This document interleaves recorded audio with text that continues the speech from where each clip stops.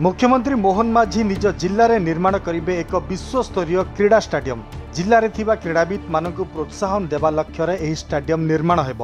एथिपाई क्रीड़ा मंत्री सूरजवंशी दिनिकिया केन्दुझर जिला गस्त करी स्टाडियम निर्माण स्थल परिदर्शन करिसेंती। स्थानीय सदर ब्लॉक रांकी ठारे प्रस्तावित स्टाडियम रो प्लान अनुध्यान करिसेंती से। जिले में थिबा उदीयमान क्रीड़ाविद मानक आनुषंगिक व्यवस्था सह एक स्पोर्ट्स कॉम्प्लेक्स प्रदान करने सह जिले में थिबा उदीयमान क्रीड़ाविद मानक आनुषंगिक व्यवस्था सह एक स्पोर्ट्स कॉम्प्लेक्स प्रदान करने और जिलार क्रीड़ाविद माने किपरि जातीय और अंतर्जातीय स्तर में ना कमाई पारिबे ताहा उपरे गुरुत्व प्रदान करिसेंती बोली क्रीड़ा मंत्री कहिसेंती। केन्दुझर जिला खनिज संपद और प्राकृतिक परिवेश रे भरपूर थिले मध्य एठारे एक स्टाडियम नाही, फल स्थानीय क्रीड़ाविद माने प्रैक्टिस करि पारु नाहंती। एठारे स्टाडियम निर्माण हेले खेलाड़ी उपकृत हेबे।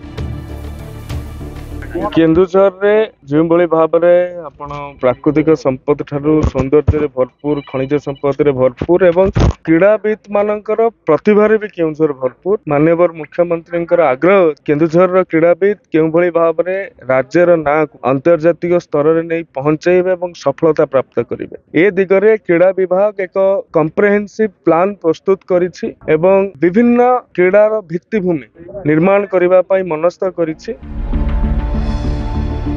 केन्दुझरु संग्राम केशरी मिश्रଙ୍କ रिपोर्ट यूबीसी ओडिया।